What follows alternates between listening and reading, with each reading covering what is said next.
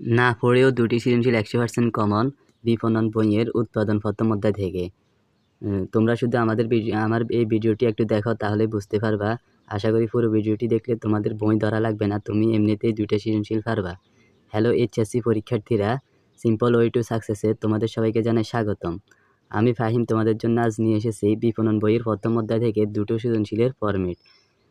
তো আশা করি তোমরা উপকৃত হবা। ভিডিওটি না টেনে ধৈর্য সহকারে দেখো, আমি পুরো ভিডিওটিতে সুন্দর করে বুঝিয়ে দিব। এই যে সৃজনশীল নং 1 এটা 1 নং ফরম্যাট আর কি। এখানে উৎপাদন কি, যদি আমি একবারে সংক্ষেপে বলতে যাই, তাহলে উৎপাদন হচ্ছে মানুষের শ্রম ও বুদ্ধিমত্তা দিয়ে প্রাকৃতিক সম্পদের বাড়তি উপযোগ সৃষ্টি করা, এটাই হচ্ছে উৎপাদন। এটা অনেক ভেরি ইম্পর্টেন্ট। উপযোগ কি, এটাও ক দাগের প্রশ্নে আসতে পারে। উপযোগ কি? উপযোগ হচ্ছে দ্রব্য সামগ্রী, যে দ্রব্য সামগ্রী মানুষের অভাব পূরণের ক্ষমতা রাখে তাকে ওই সামগ্রীর উপযোগ বলে। আর যদি এই দুটা থেকে ক প্রশ্নে না আসে, তাহলে অবশ্যই ক দাগের প্রশ্নে এই যে উপযোগ 5 প্রকার রয়েছে, রূপগত উপযোগ, স্থানগত উপযোগ, এই 5টা উপযোগ কাকে বলে বা এগুলো কি, এভাবে ক প্রশ্নে আসতে পারে। খ প্রশ্নে আসতে পারে রূপগত উপযোগ কি ব্যাখ্যা করো, এভাবে আসবে। বা স্থানগত উপযোগ কি ব্যাখ্যা করো। গ দাগে কীভাবে আসবে, উদ্দীপকে একটা উপযোগ দিয়ে দিবে, দেওয়ার পরে গ দাগে বলবে উদ্দীপকে কোন উপযোগটি ব্যবহৃত হয়েছে বা কোন উপযোগটি সৃষ্টি হয়েছে ব্যাখ্যা করো। তখন রূপগত উপযোগ হলে তুমি রূপগত উপযোগ দিবা। এই উপযোগটাই হচ্ছে এই অধ্যায়ের এই একটা সৃজনশীলের পুরো ফরম্যাট। মানে ক প্রশ্নেও থাকতে পারে, খ প্রশ্নেও থাকতে পারে, গ প্রশ্নেও থাকতে পারে, ঘ প্রশ্নেও থাকতে পারে না, থাকবে। এই যে উপযোগটা 3 স্টার দেওয়া আছে, এটা ভেরি ইম্পর্টেন্ট। এটা আমি একটু পরেই বিশ্লেষণ করে বুঝিয়ে দিব, তোমরা একটু ধৈর্য ধরো। তো আমরা সৃজনশীল নং প্যাটার্ন নং 2 এ চলে যাব। এখানে আছে কি উৎপাদনশীলতা কি, এটা ক দাগের প্রশ্নে আসতে পারে। আর নৈর্ব্যতিকের জন্য এই যে উৎপাদন উপকরণ, এটা নিয়ে দ্বিতীয় অধ্যায় একটা আলাদা অধ্যায় আছে।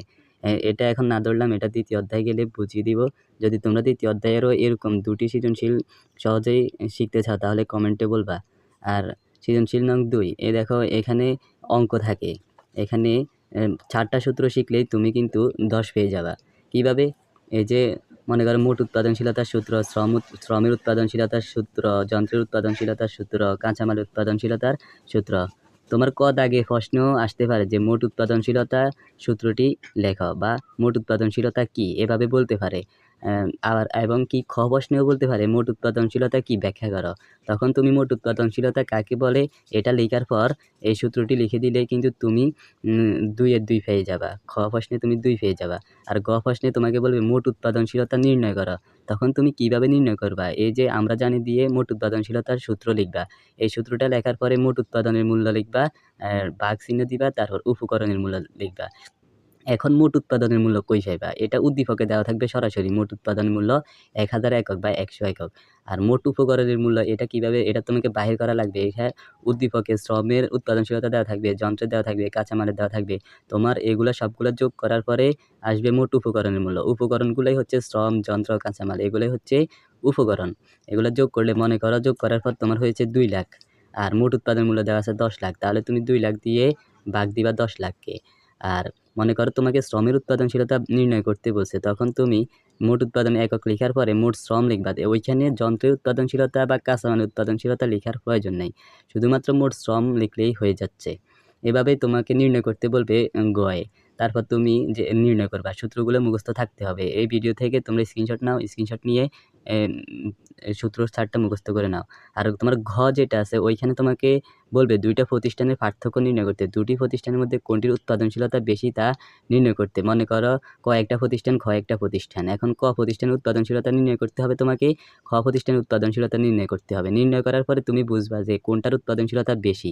যেটার উৎপাদনশীলতা বেশি তুমি তোমার মন্তব্য দিয়ে দিবা যে ওইটাই মানে অনেক ভালো প্রতিষ্ঠান, ওইটা জীবনযাত্রার মান বৃদ্ধি করে, ওইটাই কর্মসংস্থান বৃদ্ধি করে। এভাবে তুমি বানিয়ে দিতে পারবা। তোমার প্রশ্নে যা চাইবে তা সম্পর্কে তুমি ব্যাখ্যা দিয়ে দিবা।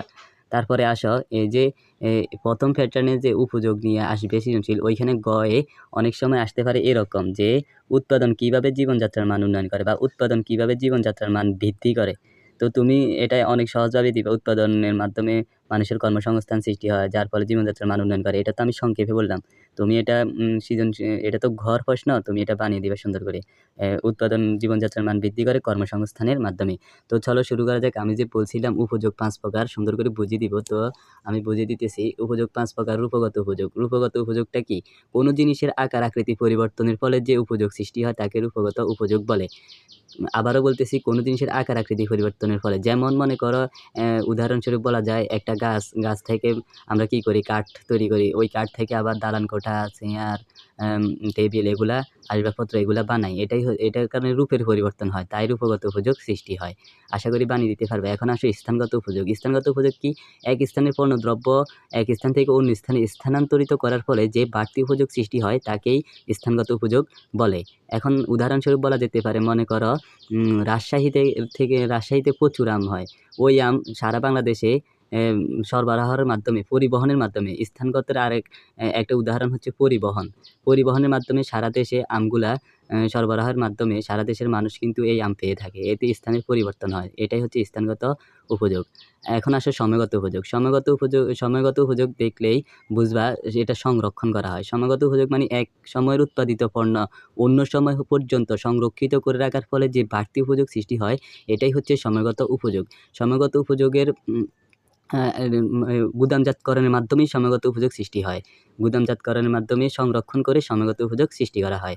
আশা করি বানিয়ে দিতে পারবে। এখন আছে শর্তগত উপযোগ। শর্তগত উপযোগটা কি? শর্তগত উপযোগটা হচ্ছে মালিকানা পরিবর্তন। মনে করো তুমি আমার কাছ থেকে কিছু ক্রয় করেছ। এতে আমি যে আগে মালিক ছিলাম, এখন তুমি মালিক হয়ে যাচ্ছ। এর মাধ্যমে শর্তগত উপযোগ সৃষ্টি হয়, অর্থাৎ মালিকানা পরিবর্তন। এবার আসো সেবাগত উপযোগ। সেবাগত উপযোগটা কি? সেবাগত উপযোগটা হচ্ছে গ্রাহকদের প্রয়োজন পূরণে সমর্থ এমন কোনো কাজ, সুবিধা বা তৃপ্তিকে সেবাগত উপযোগ বলে। এখন উদাহরণস্বরূপ বলা যেতে পারে, শিক্ষক শিক্ষার্থীদেরকে যে শিক্ষা দিয়ে থাকেন এটাই সেবাগত উপযোগ। আবার মনে করো ডাক্তাররা চিকিৎসকদের যে ডাক্তাররা রোগীদেরকে যে চিকিৎসা দিয়ে থাকেন এটা হচ্ছে সেবাগত উপযোগ। আইনজীবীরাও অনেক ধরনের সেবা দিয়ে থাকেন। এগুলো হচ্ছে সেবাগত উপযোগ। তো আশা করি তোমরা এই ভিডিও দেখার পর অবশ্যই তোমরা ২টি সৃজনশীল দিতে পারবা আর উপযোগটা ভালোভাবে বুঝবা। আর ভিডিওটি কেমন হয়েছে অবশ্যই কমেন্ট বক্সে জানাইবা। আর সামনে কী ধরনের ভিডিও পেতে চাও তা অবশ্যই কমেন্টে বলবা।